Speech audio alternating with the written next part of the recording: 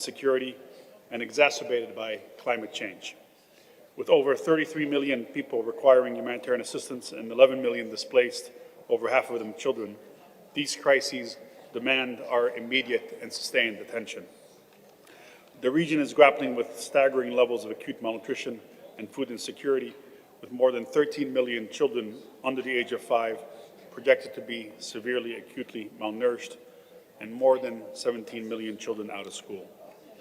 Thanks to the generosity of donor partners, the humanitarian community is responding to this immense need, working closely with governments, supporting vulnerable people across the region, and contributing to run life-saving services.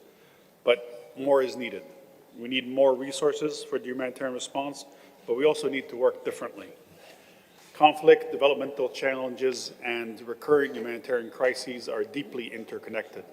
Silo solutions will inevitably fall short, as they cannot capture the full extent and complexity of these crises.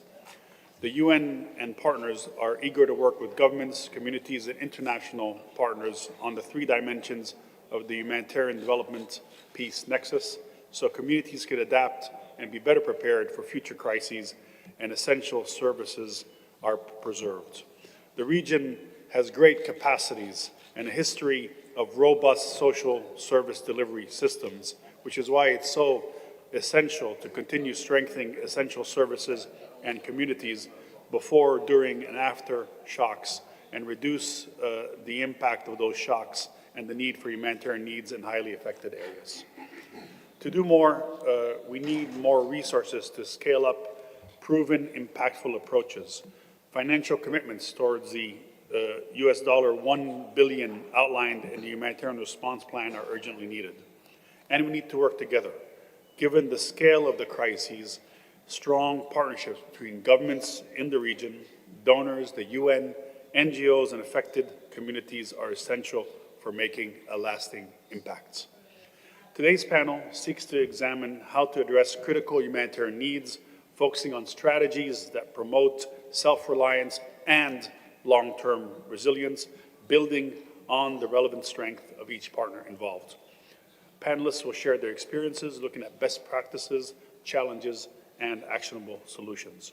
We hope this discussion and today's ministerial conference will contribute to mobilizing the political will and financial resources needed. I encourage all stakeholders here to think critically about how we can engage and enhance cooperation and secure the commitments necessary to bring about sustainable change in the region. I'm looking forward to the insights and expertise of our distinguished panelists. To keep this panel dynamic, I will be asking each panelist a question to hear their insights, followed by a second round of questions in the same order. To begin with, I would like to invite our first speaker, Dr. Abdullah Rabi'a, advisor to the Royal Court and Supervisor General of King Salman Humanitarian Aid and Relief Center, to talk about the approach of a key international donor to address these crises. Dr. Rabi'a, how does the King Salman Humanitarian Aid and Relief Center plan to address the immediate needs of displaced persons and affected communities, especially children in the Sahel and Lake Chad region, while contributing to longer-term resilience and self-reliance? Thank you, Ted. I appreciate the introduction, and I appreciate the question, and I'm really thrilled and happy to be with this respectable, high-level panel. And your question is actually a very important question, especially today in this very important conference. We're talking about the Sahel and the Lake of Chad region, which is a forgotten crisis that is extremely important. And we have to look at the concept of how can we reach in terms of immediate response, and then should not forget that we will move to the recovery and then we'll move to development. And you cannot do that without a very comprehensive multifaceted approach, not forgetting the importance of localization of local NGOs and partners, international players, especially the UN and other international players, and also connection with governments, especially donor governments. But let me take you back to the importance of the triple nexus, which is basically humanitarian, development, peace. So Saudi Arabia, through its strong influence on the region, through the OIC, and also with its connection with the international community, especially the United Nations, through our foreign ministry, we are actually advocating for peace-solving process, which will be actually the base for any success for any humanitarian response. So if we solve conflicts and deliver peace and stability, that is number one importance. Number two, which will take us to the next, is the immediate response, and that's why KS Relief, which is King Salman Humanitarian Aid and Relief Center, is responding by many programs, either bilaterally or through our very actually respected and valuable partners from the United Nations and international community to pay attention to food security and also health and shelter. And then we should not forget the recovery programs, and Ted, you know that well. There are recovery programs that we have done with the UNICEF, which are actually innovative, like utilizing a special radio channels for the education, utilizing also our partnership with Saudi Arabia government agencies. For example, we are partnering with the Ministry of Education to give opportunity for students from those countries, especially university students, to come to universities in Saudi Arabia. Over 2,000 students from that region are studying in the universities of Saudi Arabia. That will give them capacity building, knowledge, and hopefully that will deliver long-lasting recovery and stability. And also through the Saudi Fund for Development, we are also investing a lot, millions. Actually, in the last 3 decades, Saudi Arabia has invested $2.5 billion into projects in the Sahel countries, regions, which will actually have helped in building highways, schools, universities, and in the water and sanitation projects. So with those, we are also working hand in hand to deliver also, Ted, capacity building for local players, and hoping that if we build capacity coupled with education, coupled with actually long-lasting projects, we will succeed. I hope now we will follow those principles, and also I'm looking forward to see the input of our other important panelists with us. Thank you. Thank you very much, Dr. Rabia, for making such a compelling case for the triple nexus, bringing together humanitarian relief, longer-term resilience and development and peace, and the emphasis on education and infrastructure as key components of that triple nexus. I want to build on that and turn now to challenges faced by governments affected by this crisis in the region, with Ms. Zubaida Abu Bakr Omar, the Director General of the National Emergency Management Agency, or NEMA, in Nigeria. Director General Omar, thank you for being on the panel. Could you share what unique challenges are faced by affected countries in responding to the crisis in the Sahel and Lake Chad Basin, including displacement, and how can affected governments best address these challenges in partnership with their partners? Thank you very much for the introduction, Your Highnesses, Excellencies, and organizers of this program as well. Like we've said, the Sahel and Lake Chad Basin is blessed with enormous potential, with a very young and dynamic population and rich culture as well. However, as earlier mentioned, parts of this region continues to face quite severe humanitarian and also protection crisis. And recently with the flooding, that has also become a major challenge. Now, I'd like to speak specifically on Nigeria and the National Emergency Management Agency, which I represent. The question on the challenges that we face as a country in responding to displacement crisis, the first I would mention is that of the complex security environment, whereby we have quite a number of displaced persons based on some of the crises I've already mentioned. And access to these affected areas sometimes becomes a huge problem.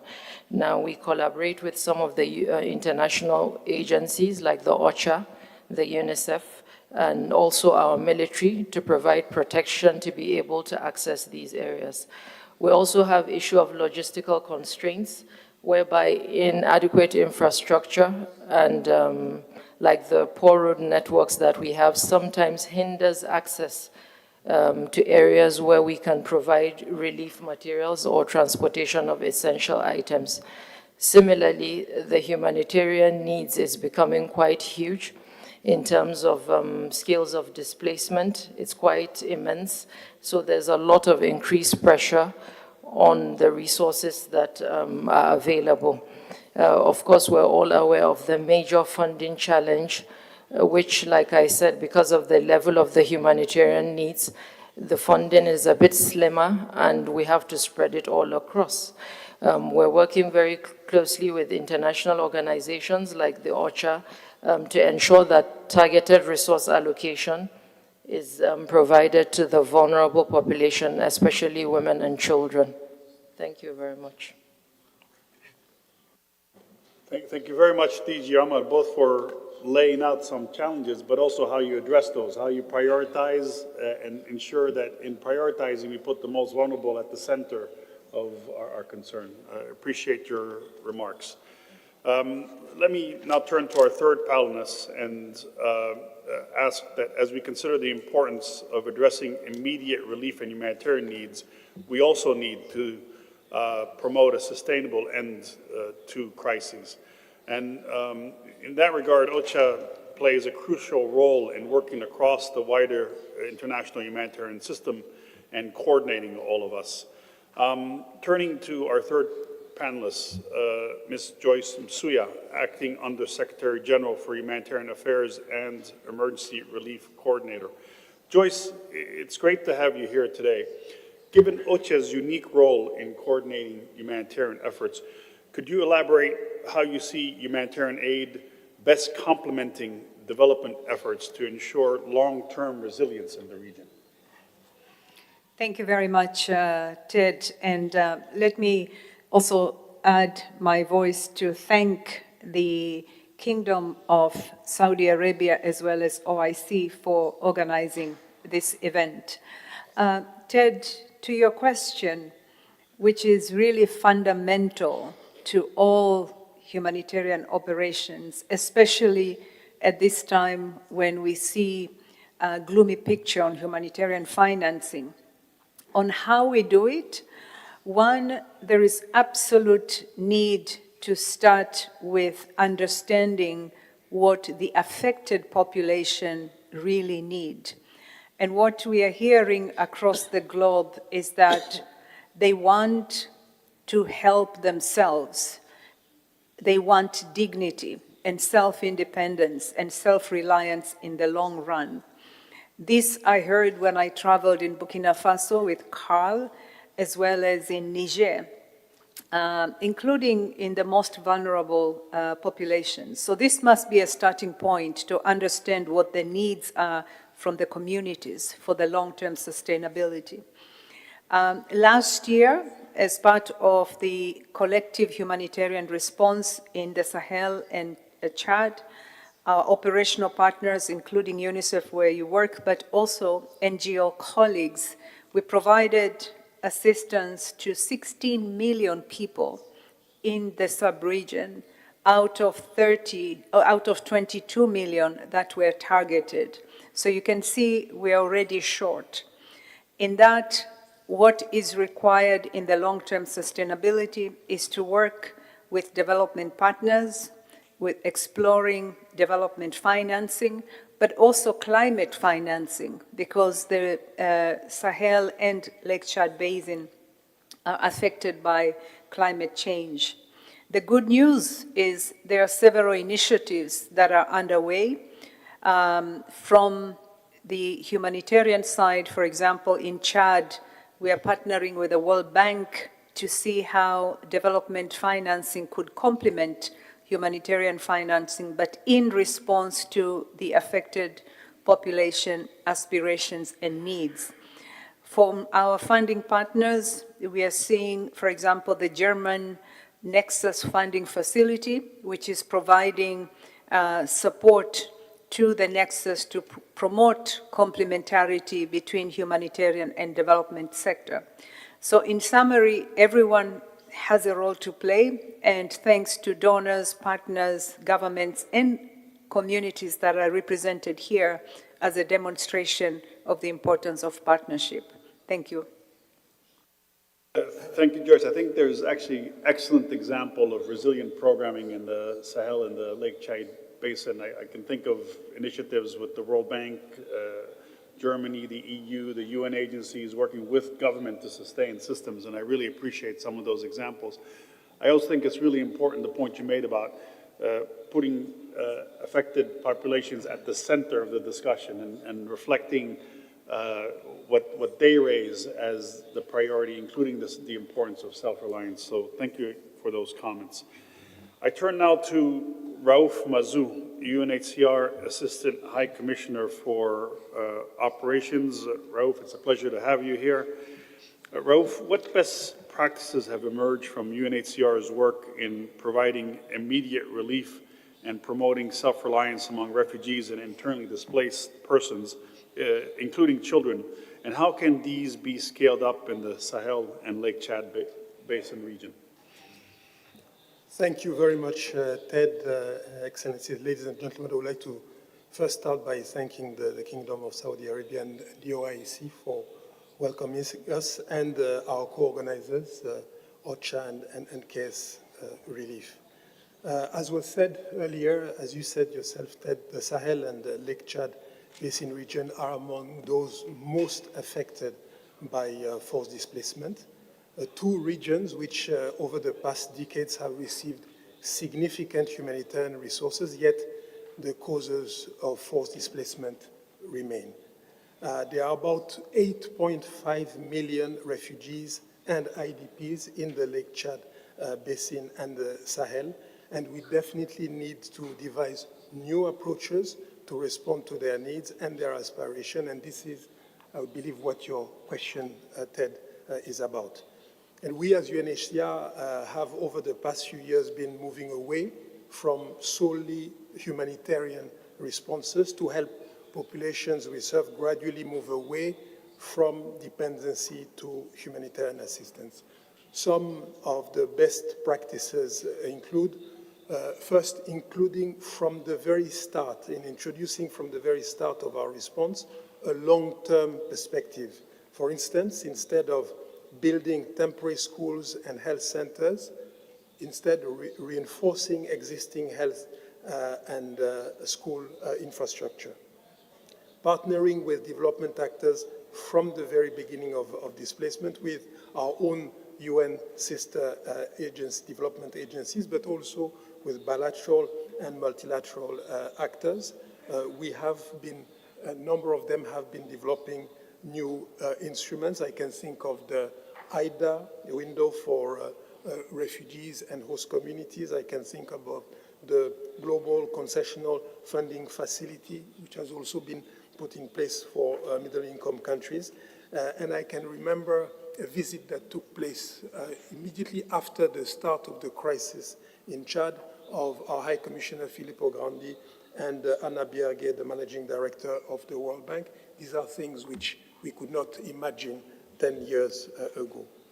Another example that I want to give is the cooperation, much stronger cooperation that we now have with the private sector, not just the philanthropy angle, but also as a key actor in helping refugees and internally displaced persons find jobs or create jobs as the private sector actor that they, in some context, can also be. And we have established with the International Finance Corporation, which is the private sector arm of the World Bank, a joint team, a joint UNHCR-IFC team in Istanbul, which has been very, very active. Another best practice that I can present is government-led comprehensive long-term vision. And the example that I can think of is the Shirika plan, which the government of Kenya has put in place to move from having refugee camps for the past 30 years to including these populations with the host communities. So we need this type of inclusive vision led by governments. All that, it's important to stress that I'm talking here about refugees, but also about IDPs. How have we implemented these approaches in the Sahel? In Niger, we are supporting Nigerian refugee farmers in the southern part of the country. We are also organizing in Lagos in November a roundtable on private sector solutions for internally displaced persons. In Chad, we have recently concluded an agreement for the development of displaced persons' entrepreneurial skills. In West Africa, ourselves and the IFC regional teams have been developing common strategies for refugee businesses. And lastly, in Burkina Faso, we have introduced solar power irrigation and hydroponic systems in refugee hosting areas, allowing communities to cultivate all year round, while also reducing the environmental footprint of displacement settings. Thank you very much. Thank you, Raouf. I think this notion of a longer-term perspective from the beginning of any kind of displacement, whether internal or refugees, but also I was intrigued by several of your examples around the private sector solutions and a focus on jobs and skills, which I think is something that goes to the point Joyce made about resilience. That is what the communities are asking us for. And I'll turn to the speaker immediately to my left, Carl Schall, the Deputy Executive Director and Chief Operating Officer for WFP. Carl, we traveled together to the Sahel, and then you also traveled with Joyce. What are some of the main challenges in ensuring food security for displaced and affected populations in the Sahel and Lake Chad Basin? And how can WFP's interventions contribute to both immediate relief, but also long-term resilience? Thank you, Ted, and let me also take this opportunity to really thank the host, Kingdom of Saudi Arabia and the OIC, for bringing us together at this very important meeting and very timely meeting. And thanks also to Joyce and to Raouf, OCHA, and UNHCR for helping to organize. I mean, there is a serious food security crisis in the Sahel and Lake Chad Basin region, and the situation is getting worse. In the past 5 years, the number of acutely food insecure has more than quadrupled. They are 4 times higher. And this is driven by a mix of conflict insecurity, extreme weather events caused by climate change, but also economic shocks, not least, of course, in the aftermath of COVID.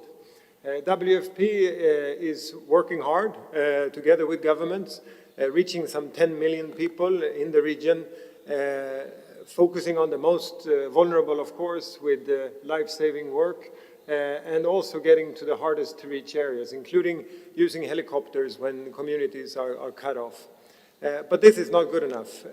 And while we need to continue with emergency work in some of these areas, what we need is a different approach. And my colleague have already spoken about that, the need to break this cycle.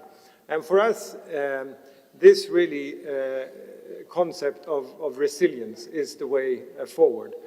Large-scale, integrated and locally owned resilience programs. That's the solution that we spell out.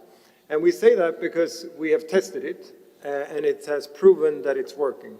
In this year, we have been working with communities hosting some 500,000 people, 500,000 people, where we have brought a concept where we are providing support to bring back degraded land, often through a better water management, where we have linked those farmers to markets and also provided better solutions for post-harvest storage. We worked with our school meals concept so that the local schools are procuring some of this food, adding to the sustainability, and also working with other partners like UNICEF to make sure that water and sanitation is part of this integrated concept. And as I said, this has brought in 3 years only 500,000 people in Niger out of the need of humanitarian assistance. So it is a concept that we have proven that it's working. And it has impact beyond food. Like Joyce said, that it also brings back dignity because it is about self-reliance, and it frankly has added to social cohesion, taking down conflict levels, and it is a concept where we're working very well together with other UN agencies. The Deputy Secretary General, Amina Mohammed, has really championed this approach and this concept. She traveled the region, meeting with government, and we're now trying to pilot as part of a flagship to scale this up across the region. Because if this is going to be transformative, it needs to be scaled up. It needs to be big in terms of its intervention. What we need to take this forward, of course, is funding. We need substantial funding, but we also need funding that is not, short term, that we can do this over years. It's not something we fix in 6 months. We need long, multi-year funding. It needs to be flexible so that we can use it as opportunities arise. And of course, this needs to be community-led, and working closely with government is key to be able to take this forward. I thank you really for hosting this meeting on the Sahel. There are a lot of pressing crises out there, not least in the Middle East, and we are sometimes caught, only with those crises who are highest on the agenda for the moment, and that's why I really appreciate that you bring this crisis to us, because we have solutions. Many of these other crises, frankly, I don't feel that I can sit on the panel and say there are solutions. But when it comes to the food security crisis in the Sahel and the Lake Chad Basin, we have solutions. It's only a matter of political will and having the funding necessary to do the work. Thank you very much. Thank you, Carl. They say that trying to do something over and over again the same way and expecting a different result is a sign of madness. So we need to think differently and do differently. And I think you've given us good examples of what you call large-scale, integrated, and locally owned solutions. I also want to build on what you've said and speak about the importance of working with systems and sustaining social service delivery systems, because that is part of the resilience that is needed, complementing the community approach that both you and Joyce have spoken to, and the focus on dignity, which is essential. Last but not least for this first round, I'd like to turn now to Ms. Andrea Kulema, the DG of ECHO and Director for, DG ECHO, Director for Sub-Saharan Africa, Latin America, Southeast and Southeast Asia and Pacific. It sounds like the whole world, virtually. And to really appreciate one of our key donors in the Sahel and the Lake Chad Basin. Andrea, what types of new activities do international donors see as most promising for helping crisis-affected communities meet immediate needs while promoting solutions and that whole issue, important point on dignity and self-reliance? And what do donors think they will be doing differently in the coming years in the region? Thank you very much, Ted, for this very interesting question. When you're the last speaker, you realize that a lot of the previous speakers have already answered what you were supposed to answer, which is the case here. We had some very interesting activities mentioned by Raouf and Carl as way forward. So let me address it a little bit differently, look at more longer-term avenues that we can explore. And that gives me the opportunity to start by thanking the OIC and the King Salman Relief Center for bringing us together today. You announced this ministerial conference at the senior officials meeting on Sahel and Lake Chad, which the EU convened back in Brussels in May 2024. And here we are today in Jeddah, taking this conversation to a much higher level, whilst keeping the same three interlocutors: the crisis-affected countries, the humanitarian partners, and the donors. So a first promising avenue for me is what's materializing today. Enlarge the donor base by bringing in the membership of OIC, and maintain the dialogue based on mutual respect with all affected countries, especially when this dialogue might touch upon sensitive issues. The second avenue is to build on solid foundations which already exist in the region. From the outset of the crises, communities, local authorities, and national governments, these are the first responders. And they have been supported by successful regional mechanisms such as the West Africa Food Crisis Prevention Network or the Regional Food Security Reserve in order to respond to the food crisis. These should not be taken for granted. These are fragile, need to be nourished, and need to be supported. So let's make sure that they are preserved and that they continue serving the region. Third, all actors must put the crisis-affected civilian populations and their protection at the center of their preoccupations by respecting and upholding international humanitarian law, refugee law, and human rights, and by striving to ensure that affected populations, wherever they are, can access life-saving basic services and survival means. And the efforts of the states of the Sahel and the Lake Chad Basin to integrate and to respect IHL in order to protect civilians and the essential services and livelihood, these efforts must continue to be supported. Fourth, many of you already mentioned that listening to the local population, acting upon it, and working with and through local organization improves the effectiveness and the legitimacy of the response. But it is easier said than done, as it can challenge the modus operandi of agencies, of donors, but even of governments. Notwithstanding the difficulties, localization shouldn't be just a buzzword, we must turn it into reality. And last but not least, as a humanitarian donor representative, I can only commend your efforts of bringing development actors on board. And we should also consider, as many of you have said, the P. The P is for peace, but the P is also for political action. As humanitarian actors, our duty is to prioritize life-saving assistance, but we can certainly also kickstart long-term transformative solutions to build resilience and address the root causes of the crisis. From the EU side, we are committed to engage into new ways of working, for instance, by combining rapid response mechanisms in case of forced displacement with the support to long-term response. As an example, or as a thought, the emergency life-saving component would provide, say, 2-3 months of emergency assistance package, while long-term support would work, for example, on livelihood options for the targeted population, or on the possible adaptation of existing basic services to new arrivals of displaced people or of refugees. In other words, as Raouf said before I took the floor, strengthening the humanitarian development peace nexus starts from day one of the crisis. And Eastern Chad is an excellent example of that. In the context of the Sudanese refugee response, the simultaneous engagement of humanitarian development donors and actors, including the financial institutions, and the key involvement of the Chadian authorities in their two main contributions, the first one being the generous hospitality to more than 700,000 refugees, and the second one being by providing the most important contribution for a durable solution, which is land. This approach shows that it is possible to do a shift in approach. Thank you very much. Thank you very much, Andrea, also for bringing in the whole issue of international humanitarian law, if I may, also the whole issue of ending grave violations. We started with a P focused on peace, and then you finished with a P focused on political action, which I think is the way to get to peace. I think continuing the trend in the panel to focus on localization and a focus on communities and strengthening local and national systems.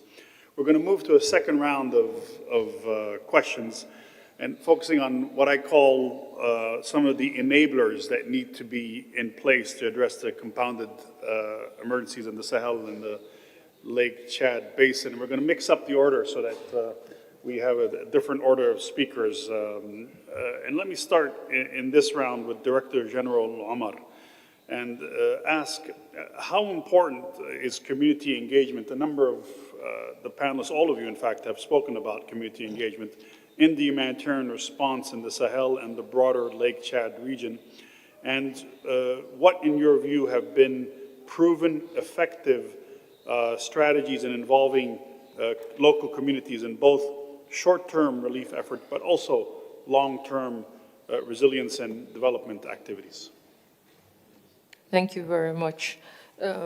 Community engagement is central to the NEMA and our approach to all these disasters that keep happening.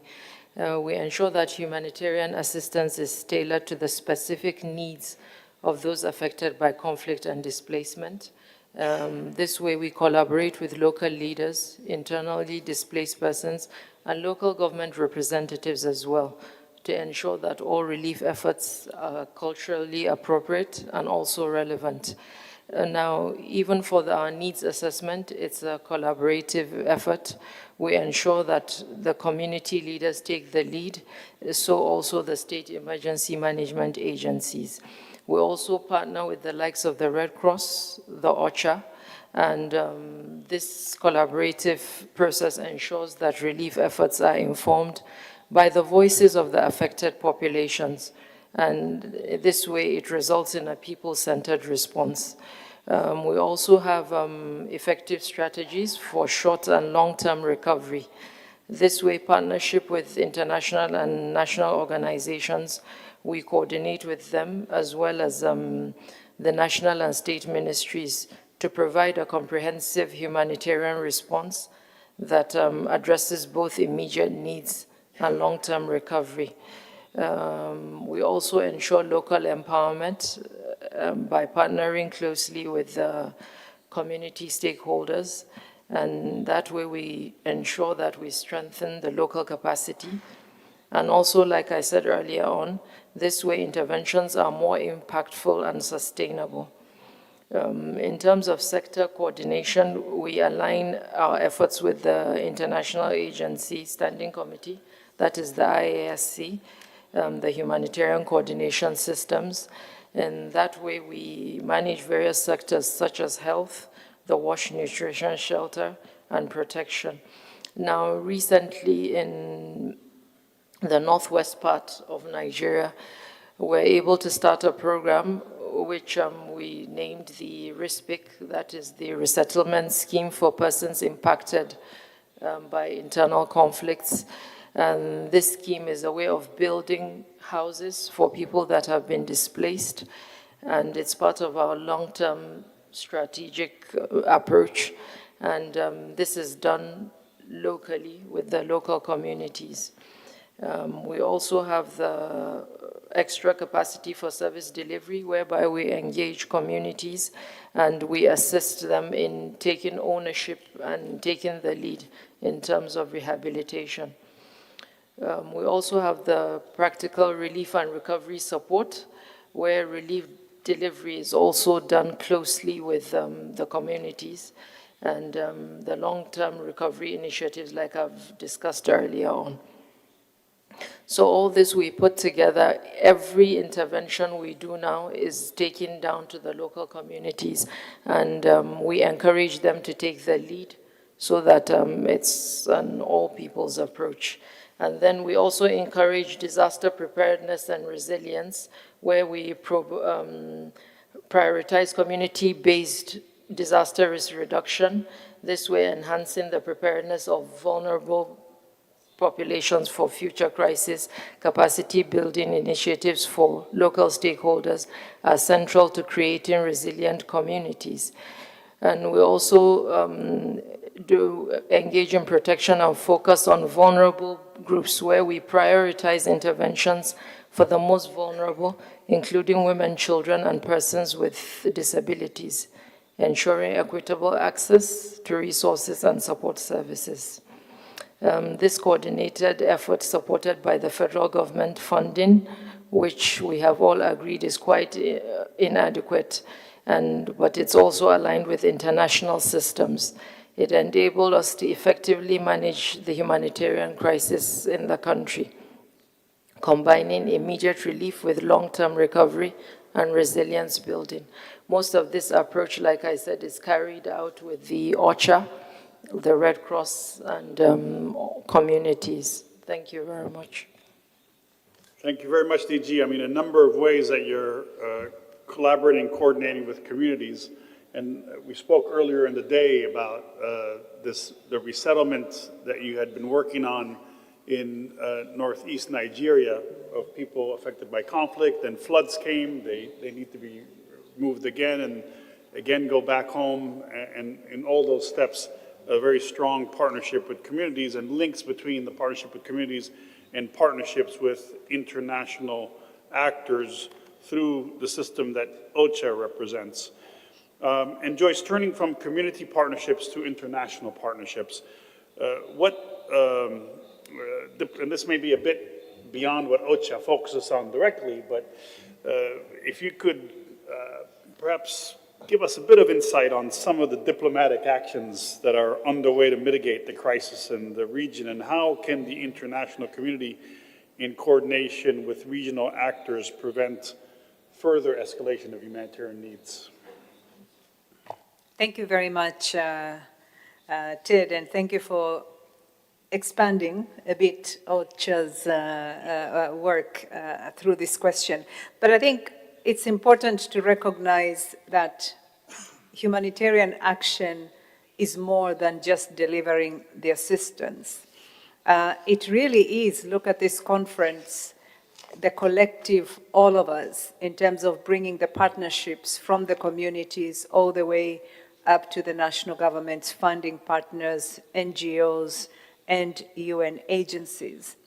So the way we look at humanitarian diplomacy is really to think about partnership, which has to be grounded on mutual trust and respect, because we all have the same shared value of serving the people who are suffering a lot, saving lives, offer protection, but also to help the people and communities of the Sahel and Lake Chad Basin to recognize and live their own enormous potential. But out of humility, recognizing the communities themselves are doing much, much more than what we as humanitarians or OCHA do in terms of partnership. So one is we need to foster partnerships that are grounded on trust and respect, that listen, as I mentioned in my previous response, to what these communities really want. And we need to have open, frank conversations, including where we have differences in opinions. For the United Nations, that dialogue will always be anchored on the commitment to humanitarian principles and humanitarian law, including on issues around humanitarian access that are important for the delivery. I'm pleased to say that we are seeing encouraging results in Lake Chad Basin. We have excellent relationship with donors, most of them are here, who have done amazing things in the region with communities, but also local leaders who are doing incredible work as part of the localization agenda, assisting millions of people. So to go back to your question in summary, I would say diplomacy that is grounded on strong, respectful partnerships are essential both for mitigating the humanitarian crisis and promoting solutions. Thank you. No, thank you, Joyce. I think this notion of humanitarian diplomacy grounded in common values, respect and trust is key. And I also want to kind of go back in both your answers, you reflected on what communities really want. I recall when we were with the DSG and Raouf a year ago in Chad, and we went to see the community that had suffered, horrible situation in Sudan and crossed the border into Chad. And they said to us, we're business people.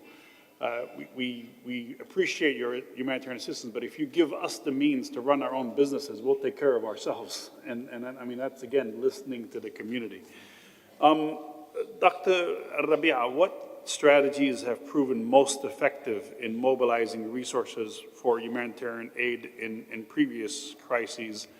And how can these be applied to ensure sustainable funding for the Sahel and Lake Chad regions? And within that, if you could specifically comment, I mean, we're here in the OIC, so if you could specifically comment on the role of OIC member states to contribute to such solutions. Thank you, Ted. This is $1 million question. And the reason that we are living in a world with an increasing crisis and also labile economy, and we're hoping to generate more humanitarian funds. But that is not impossible. I think, let me start with the latter part of your question, which is related to the OIC, and then let me thank the Kingdom of Saudi Arabia and the OIC organization for hosting this important meeting for a forgotten crisis. And I think the first answer is advocacy and raising attention to forgotten crises, and that's why we are here today. And I think the OIC member states are actually, through also the help of the OIC administration and also the support of the Kingdom of Saudi Arabia, are doing their best to encourage member states to be an active player in that regard. But let me go to the picture in general. I think the donor group, especially through their interaction and collaboration, and we thank the OCHA for having an OCHA donor group. My request to OCHA is to expand that group and increase actually the donor base. We're still fighting for the last few years to expand the donor base.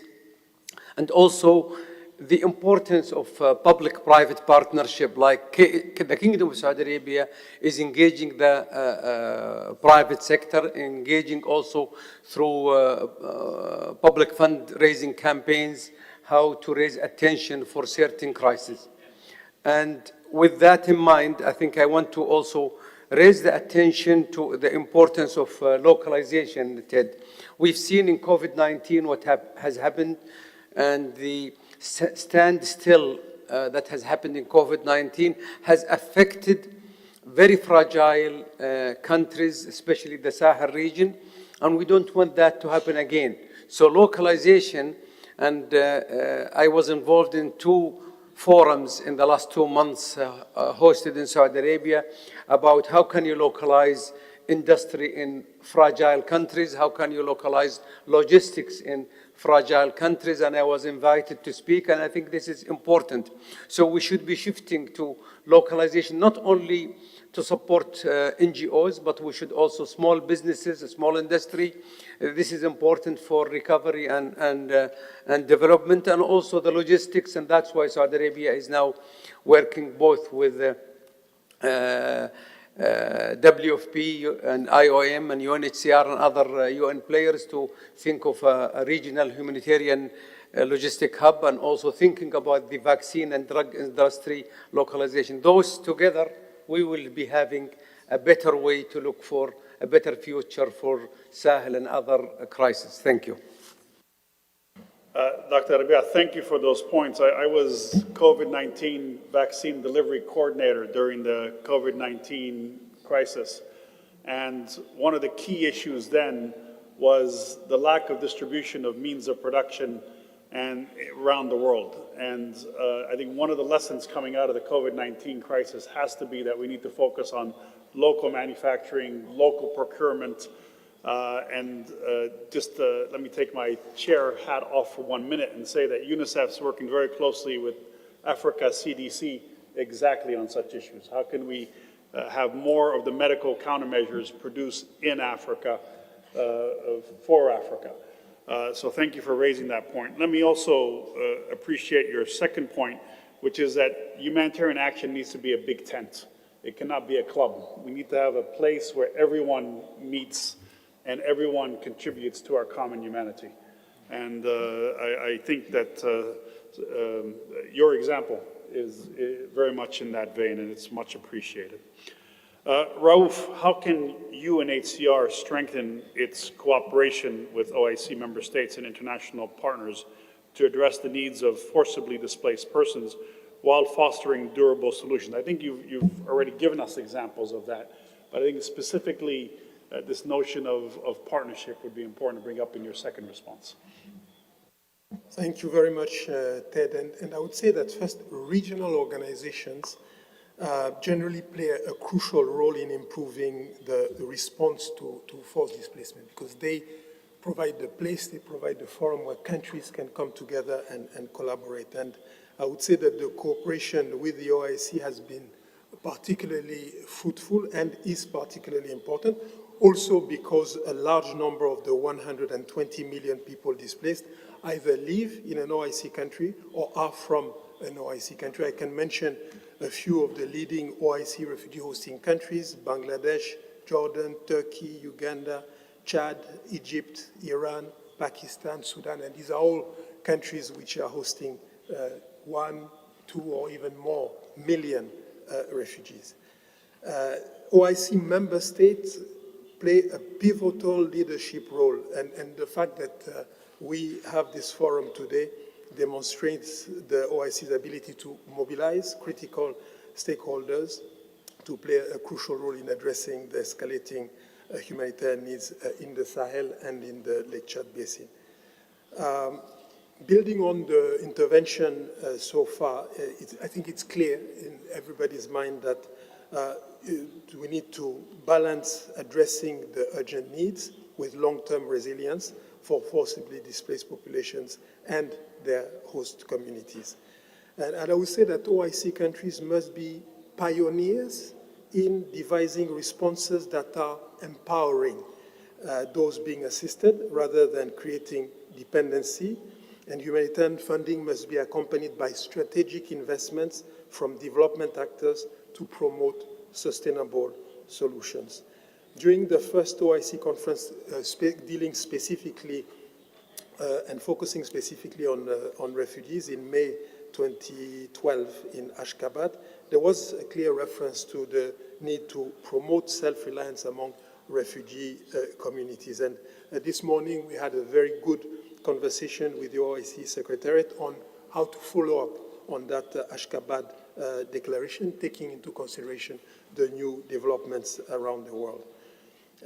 I would say that the Islamic Development Bank, the Islamic Solidarity Fund for Development, and other institutions of the Islamic Development Group have a central role to play, and there too we had a very good discussion with ISDB this morning, and there are a lot of new approaches to finance the responses, both humanitarian response and long-term response, which we must continue to use and invest in. And one example of these innovative ways is the Global Islamic Fund for Refugees, which has been established with the support of the OIC, with the support of the Islamic Development Bank, and with the support of KS Relief. Thank you very much. Thank you, Raouf. I think one of the things we've appreciated with this conference is the opportunity to meet with different Islamic institutions, multilateral development bank, and talk about innovative financing solutions. Again, we're not going to get there just with what we have done traditionally. So I think it's been one of the real pluses of being able to be at this conference and being able to have side meetings. I want to continue on the theme of funding and financing and go back to Andrea and ask Andrea what strategies have proven to be most effective in mobilizing resources for humanitarian aid in previous crises, and how can these be applied for more sustainable funding for the Sahel and Lake Chad regions. And as one of the key donors to the Sahel, where do you see most success in fundraising in order for us to be able to go beyond, if you will, how far we've gotten now? Thank you, Ted. I'll start by the bad news. The bad news, it's more and more difficult. The bad news is that it's more and more difficult to mobilize funding. And the reason for that is that there is a multiplication of crises which is overstretching donor capabilities, at least on the humanitarian side. But there are a few things which are solid ways that any donor will need in order to convince its government, its parliament, its budgetary authorities to provide funding in a given crisis. This is especially for donors who pride themselves of being what we call needs-based and evidence-driven about the crisis. So we do have a double, and we do consider we have a double accountability. We have an accountability towards affected populations and an accountability towards taxpayers. And everything at the moment of taking financing decisions rests on those two aspects. So there are four main things that are required and are key, I would say, to successful fundraising. The first one is knowing what the needs are. So information and data. That's information and data which is independent, which is reliable, but which is also recognized and acknowledged by the authorities of the countries concerned. And the two are sometimes difficult to combine. So the humanitarian system, under the leadership also of OCHA, has developed tools, mechanisms to carry out needs assessment, quantify them, identify priorities, putting them in consolidated documents like the overviews, response, appeals. ICRC as well does the same. So there are good solid elements, and their credibility relies on the solidity of the assessment tools and the methodologies which are used. And for example, a key element in the Sahel and Lake Chad region has been the famous cadre harmonisé, which donors use to update their information to trigger reaction based on the evolution of the situation. This is a unique tool, and it's a relevant asset for the region and the countries. It combines a country and regional dimension. It's based on the IPC method, which is a recognized one, and it's part of a regional system which includes regional, national, international dimensions through the Food Crisis Prevention Network. So that is certainly a key element, something which is independent but trusted by everyone, and which gives you data which you can relate to data coming from other crises. I would say that's the element. The first element is this information one. The second one is having an enabling environment. It's the context. So as a donor, we need to have reasonable assurance that conditions are in place for possible projects and for actions to be implemented. And this enabling environment includes aspects such as operative and administrative conditions, authorization and registration, respect for humanitarian principle, effective civil-military coordination in conflict situations, and access to the population and needs of assistance. So that would be the second element we would consider. The third one is capacity. So you can have very good data, you can have a context, but you also need to have the capacity to implement the response needed. And that's where the credibility of the agencies implementing on the ground comes in. To deliver the humanitarian assistance, you need actors with a relevant mandate, expertise, experience, to be present and to be authorized to operate in countries affected by disasters. And this can be international, it can be national actors, preferably the best is a mix of the two together. And then fourthly, I would say the fourth element is basically very financial. It's costing, it's tracking, and it's communicating. We need to have needs which are costed and quantified to help decision-making on resource allocation. It's a question of quantifying and costing the needs, but also quantifying and costing the constraints. If an area is accessible by road, or if local conditions such as markets are functioning, this would allow for cash-based transfer modalities, the cost of which might be up to 10 times less than if you're only accessing the areas by helicopter, for instance. So that is a key element. It's also important for donors that we have updates on the appeals. So when new situations occur, like the recent floods in the Sahel, that these are also costed, communicated about, so that donors realize that something new has happened and that there needs to be a reaction to it. Communication is a key element in this, mobilizing the press so that no crisis is forgotten, as well as providing visibility to donor contributions so that you incentivize increasing generosity, not so much by donors themselves, but actually by their parliaments, their taxpayers, those who basically decide on the budgets. And then perhaps just to conclude, tracking the funding through a unified system, such as a financial tracking system of OCHA, is key, and I would really encourage all donors also from the OIC to use it. Coordinated events like this one, where you bring everyone together and when you focus the attention for one day on one crisis, are also key moments which help us convince our budgetary authorities to allocate funding. So those are, I would say, the recipes that work. But as I said at the beginning, context is very difficult at the moment.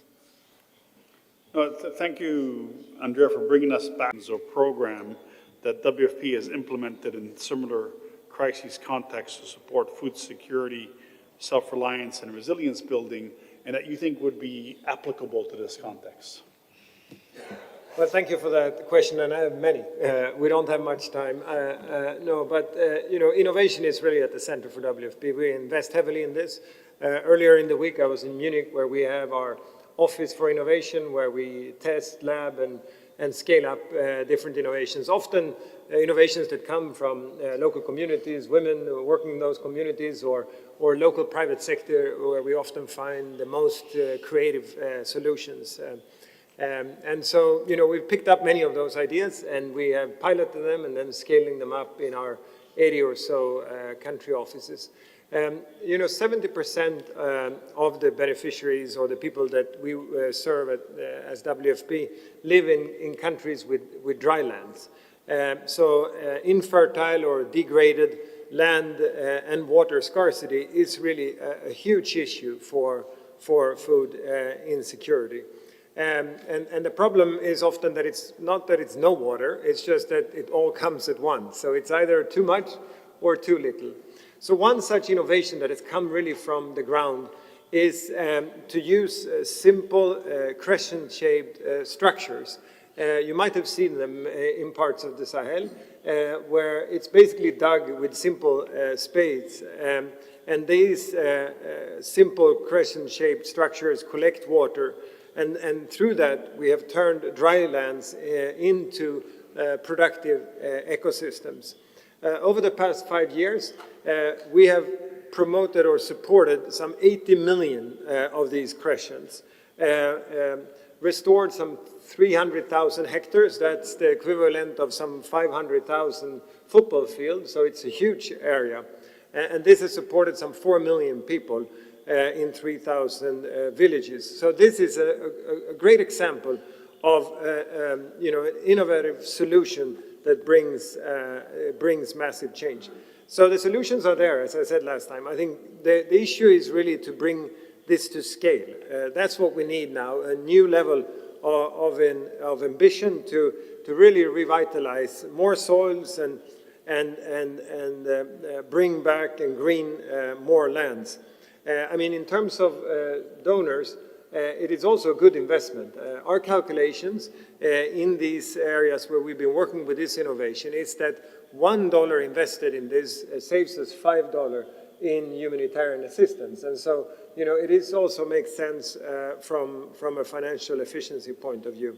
What we really would want to, as kind of, the level of ambition set here, is to be able to draw a line from the Atlantic all the way to the Red Sea where we are now, or why stop here? We could also continue out to the Indian Ocean, and that this becomes a stretch of land that we have turned from dry land into green lands, and through that also having contributed to end hunger in this part of the world. Thank you. Carl, my God, okay. Level of ambition. You're taking us to the next level of vision, but thank you for that. That's absolutely what we need from a conference like this.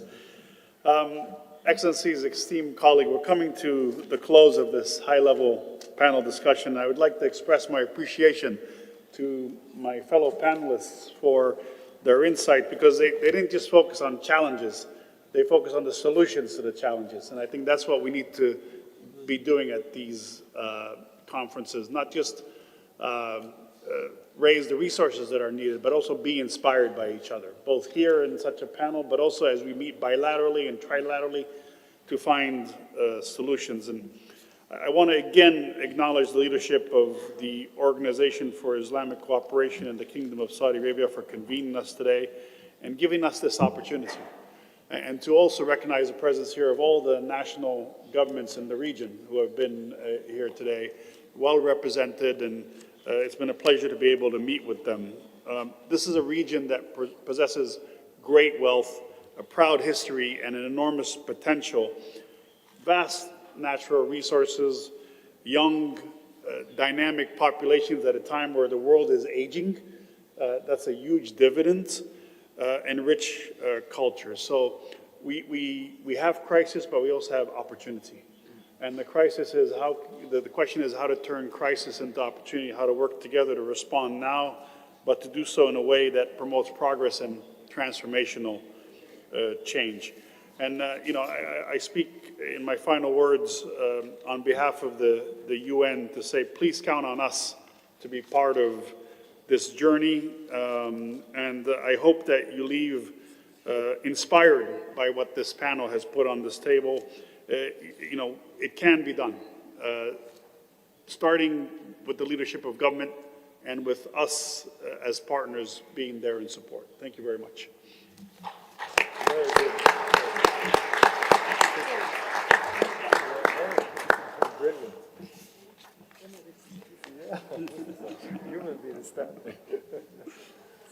Thank you, Your Excellencies, for an excellent panel discussion, and thank you for the panel moderator.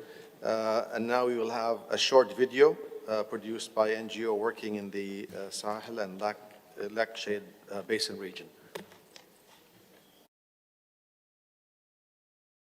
In the Sahel and Lake Chad region, the geography of human poverty has been changing. The combined effects of armed conflict, displacement, and climate shocks are making people even more vulnerable. It is the role of governments to provide access to water, school, and health. But when governments are not in capacity to provide these services, other actors such as NGOs can step in. In these cases, donors must start investing in people-first strategies and partnerships that prioritize the affected communities. Funding should go where it's most needed, not where it is the easiest to deliver. NGOs working on the ground have a deep understanding of the local context and dynamics. They have the capacity to conduct cost-effective and emergency responses that ensure the most vulnerable have access to basic services. Today, pledgers can support these responses by providing flexible long-term funding to frontline humanitarian actors. Quality funding mechanisms are key, but they are not enough. In both the Central Sahel and the Lake Chad Basin, populations in need of humanitarian assistance are facing growing difficulties to access aid. NGOs and local actors have found innovative ways of adaptation, such as encouraging their work with local communities, partners and providers, to maintain their operations and assist those in need. But the increasing number of administrative impediments and challenges in securing humanitarian access need more diplomatic attention. It is essential for all decision makers to renew their commitments to ensuring that populations can access assistance. Today, pledgers must foster necessary diplomatic engagement with national and local authorities to facilitate unimpeded access to humanitarian assistance and uphold international norms such as international humanitarian law.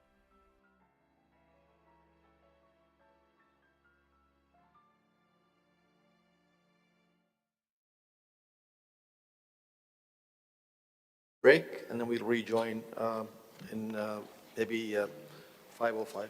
Yeah, but really, that was great. We are.